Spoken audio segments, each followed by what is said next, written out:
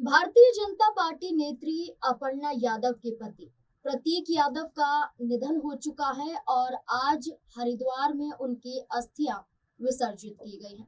जहां हरिद्वार पहुंचते वक्त कुछ तस्वीरें सामने आई हैं। ये न सिर्फ तस्वीरें हैं बल्कि कई बड़े संकेत भी दे रहे हैं। इन तस्वीरों ने जो ध्यान खींचा है वो है प्रतीक यादव की अस्थियों का वो कलश जो शिवपाल यादव के बेटे आदित्य यादव के हाथों में था और ठीक उनके पीछे अपर्णा यादव अपनी बेटियों के साथ चलती हुई दिखाई दे रही। ये तस्वीरें बताती हैं कि क्या अब परिवार में मनमुटाव खत्म हो जाएगा। क्या अपर्णा यादव प्रतीक यादव के जाने के बाद अखिलेश यादव, शिवपाल यादव, डिंपल यादव या कहें कि पूरे यादव परिवार के साथ आ जाएंगे। जहां राजनीतिक फायदे के लिए उन्होंने भारतीय जनता पार्टी का दामन चुना था कि जाऊंगी तो सफलता हासिल होगी, मजबूत चेहरा बनूंगी, लेकिन एक पोस्ट ने प्रतीक यादव के जरिए अपर्णा यादव पर कई सवाल दाग दिए थे कि ये घर तोड़ू महिला है। जिसके बाद प्रतीक यादव के इस पोस्ट के माध्यम से ये सामने आया कि अपर्णा यादव और प्रतीक यादव के बीच में कुछ ठीक नहीं चल रहा था। वो चाहते थे अपने परिवार के साथ रहना, लेकिन कुछ दूरियां और कुछ मजबूरियां ऐसी आई कि प्रतीक यादव साथ नहीं रह पाए। लेकिन बीते कुछ दिनों पहले का शादी समारोह में प्रतीक यादव, अपर्णा यादव, अखिलेश यादव के पैर छूते हुए भी नजर आए थे और हाल फिलहाल में आई ये तस्वीरें कई बड़े संकेत दे रही हैं। जैसा शिवपाल यादव ने अखिलेश यादव का साथ चुन लिया है, जहां मुलायम सिंह यादव के जाने के बाद शिवपाल यादव ने समाजवादी पार्टी की राह को चुना, जो एक राह से अलग हो चुके थे, नाराज थे और मुलायम सिंह यादव का सपना था कि उनका पूरा परिवार एक हो पाए और शिवपाल यादव ने उस सपने को पूरा किया। क्या अब अपर्णा यादव की बारी है कि वो अपने पति प्रतीक यादव के सपने को पूरा कर पाए? इसी से जुड़े हुए तमाम सवाल हैं, जानने की कोशिश करेंगे। हमारे साथ हमारे वरिष्ठ सहयोगी अमन सर जुड़ चुके हैं। सर, बहुत बहुत स्वागत है आपका।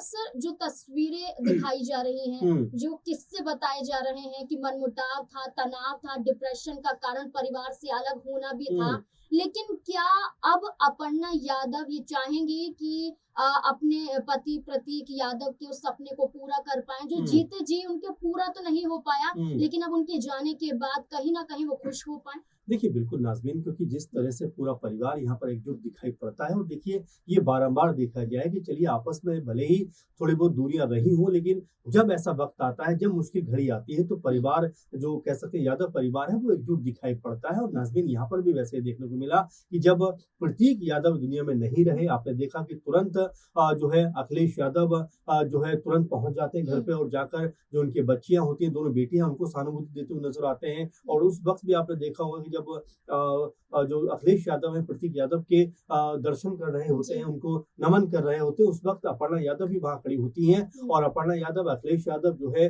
वो एक जगह जाकर बातचीत करते हुए नजर आते हैं। तो बिल्कुल ये परिवार है और देखिए परिवार में जब इस तरह का कोई दुखद घड़ी सामने आती है तो बिल्कुल यहाँ पर एकजुटता दिखाई पड़ती है। लेकिन आपने जो मूलतः सवाल पूछा है कि क्या अब इसके आगे भी कोई कहानी बनती हुई दिखाई पड़ेगी, देखिए नाज़मीन, राजनीति जो है वो संभावनाओं का खेल नजर आती है, हमेशा संभावना बनी रहती है। और यहाँ पर भी अगर देखें तो आपको याद होगा कि मुलायम सिंह यादव जी का जब निधन हुआ था, उससे पहले तक शिवपाल यादव और अखिलेश यादव के बीच में कोई बहुत मधुर संबंध नहीं थे। यहाँ तक कि शिवपाल यादव ने अपनी अलग पार्टी बना ली थी, अपनी पार्टी को लेकर आगे चल रहे थे।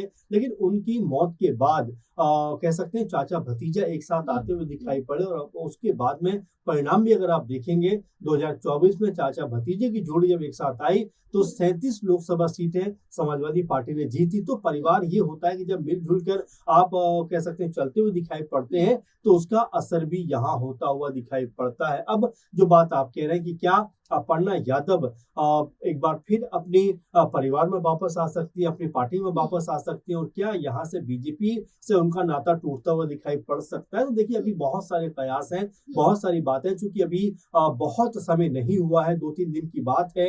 ऐसे में इस तरह की अटकलों को लेकर चलना या इस तरह की अटकलों को लेकर ये संकेत मिल रहा है कि शिवपाल यादव एक बड़ी भूमिका अदा कर सकते हैं, क्योंकि 2027 में चुनाव है और 27 के चुनाव से पहले यूपी में उपचुनाव भी हुए, लोकसभा का चुनाव भी हुआ। उस दौरान खुलकर शिवपाल यादव ने ये कहा था कि अपर्णा यादव में अभी भी हमारे परिवार के संस्कार हैं और ये संस्कार हमने कई बार देखे हैं। शिवपाल यादव से कई बार मुलाकात करती हुई अपर्णा यादव नजर आई हैं, पिता समान उन्हें बताती हुई नजर आई हैं, उनके पैर छूते हुए दिखाई दिए हैं। यहाँ तक कि शिवपाल यादव ने ये तक कहा है कि एक समय में अपर्णा यादव जरूर घर वापसी करेंगी और करना भी चाहिए। तो क्या शिवपाल यादव जरिया बन सकते हैं? देखिए बिल्कुल, और शिवपाल यादव का जिक्र आप कर रहे हैं तो परिवार के इस समय बड़े लोगों में शुमार हैं। वो जाहिर बात है कि उनकी बात तो अपर्णा यादव टालेंगी नहीं, लेकिन उससे भी बड़ी बात ये हो जाती है कि अपर्णा यादव सबसे ज्यादा करीब अगर यादव परिवार में किसी के हैं तो वो शिवपाल यादव के करीब जो है ज्यादा देखी जाती हैं।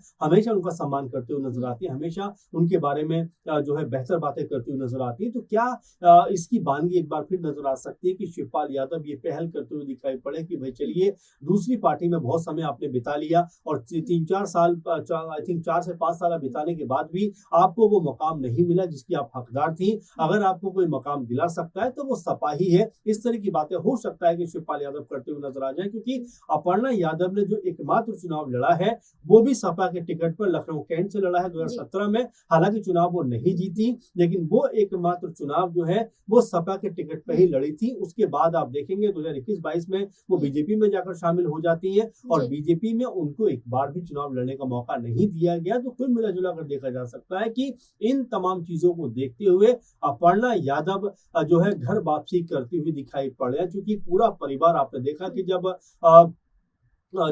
प्रतीक यादव का निधन हो गया उसके बाद पूरा परिवार जब एकजुट था, खड़ा हुआ था। डिम्पल यादव की आंखों से आंसू थे, अखिलेश यादव जो है उनकी आंखों से आंसू नजर आ रहे थे। तो यही परिवार होता है जहां पर आपको जरूरत होती है, आपके साथ सबसे पहले खड़ा होता है। तो ये तमाम चीजें हैं जो आने वाले दिनों में हो सकता है कि राजनीति की जो एक अलग तरह का कह सकते हैं कि जो राह है वो यहाँ पर अपर्णा यादव जो है चलती हुई दिखाई पड़े और हो सकता है कि सपा में उनकी वापसी होती हुई दिखाई पड़ जाए। बिल्कुल, अपर्णा यादव एक बड़ा चेहरा है और एक बड़े चेहरे होने की खातिर भारतीय जनता पार्टी में वो जगह उन्हें नहीं मिली है और 2027 का चुनाव नजदीक है। ऐसे में अपर्णा यादव को लेकर कई कयास लगाए जा रहे हैं कि अब उनके पास एक मौका है, एक वापसी करने का चांस है। और वहीं साथ ही साथ ये भी पूछा जा रहा है कि क्या यकीन भारतीय जनता पार्टी पर है कि 2027 में टिकट दिया जाएगा। जैसा सर आपने कहा कि 22 की बात करें वो आती हैं भारतीय जनता पार्टी में, 17 में समाजवादी पार्टी टिकट देती है, लेकिन बीजेपी में आने के बाद राज्यसभा का चुनाव जाता है, उपचुनाव जाते हैं, लोकसभा के चुनाव जाते हैं या अन्य राज्य के विधानसभा चुनाव होते हैं, लेकिन अपर्णा यादव को कोई बड़ी जिम्मेदारी नहीं सौंपी जाती है। अभी कैबिनेट का विस्तार भी होता है, इसमें भी ऐसे चेहरे होते हैं जो समाजवादी पार्टी से जुड़े होते हैं, लेकिन पूजा पाल को भी जिम्मेदारी नहीं दी जाती है। तो ये कहा जाता है कि सपा का साथ छोड़कर बड़ी गलती पूजा पाल ने कर दी। तो क्या यही अपर्णा यादव के लिए भी कहीं ना कहीं जाहिर होता है? देखिए बिल्कुल जाहिर होता है, क्योंकि 4 से 5 साल जैसा आपने भी कहा कि चाहे लोकसभा चुनाव की बात करें, विधानसभा चुनावों की बात करें, हम उपचुनावों की बात करें, राज्यसभा चुनावों की बात करें, इतने सारे चुनाव निकल गए, लेकिन अपर्णा यादव को हर बार ऐसा लगा कि उनको टिकट मिलेगा, लेकिन टिकट नहीं दिया गया। यही वजह बन सकती है कि वो अब यहाँ से सोचें कि अगर मैं अपना परिवार छोड़कर या जो पार्टी छोड़कर बीजेपी में शामिल हुई हूँ तो आखिर मैंने पाया क्या है। ये अब कम से कम अपर्णा यादव जरूर सोच रही होंगी। और दूसरा जो सवाल नाज़मीन निकल के आता है कि जिस तरह से महिला आयोग में उनको उपाध्यक्ष बनाया गया, आपको भी याद होगा कि उस वक्त जब ये जिम्मेदारी दी गई तो अपर्णा यादव जरा भी खुश नहीं थी और यहाँ तक कि वो जो कार्यभार है वो संभालने को राजी नहीं थी। वो तो उसके बाद योगी जी और तमाम जो आलाकमान बीजेपी का उन्होंने बात कही तो कहीं जाकर वो मानी। तो आप ये भी मान के चलिए कि बीजेपी में जो पद उनको मिला है या जिम्मेदारी जो मिली है उससे भी बहुत ज्यादा वो खुश नजर नहीं आती है। तो हो सकता है यहाँ पर एक माहौल, क्योंकि गमगीन है, इस समय बहुत दर्द में है पूरा परिवार कह सकते हैं कि क्योंकि इतनी छोटी उम्र में प्रतीक यादव दुनिया छोड़कर चले गए, तो जाहिर बात है कि यहाँ हो सकता है कि माहौल बदलता हुआ और यहाँ पर अपनों का साथ जिस तरह मिला है उससे उनके अंदर जो चेंजेस है वो दिखाई जो है आने वाले दिनों में पड़ जाए। लेकिन अभी कुछ भी कहना बहुत जल्दबाजी हो जाएगी, क्योंकि अभी 2-3 दिन इस पूरे के पूरे मामले को हुए हैं। तो ऐसे में ये कह देना कि वो सपा में शामिल हो रही है, मेरे ख्याल से बहुत जल्दबाजी होगा। लेकिन मैं आखिर में ये जरूर कहूंगा कि देखिए राजनीति में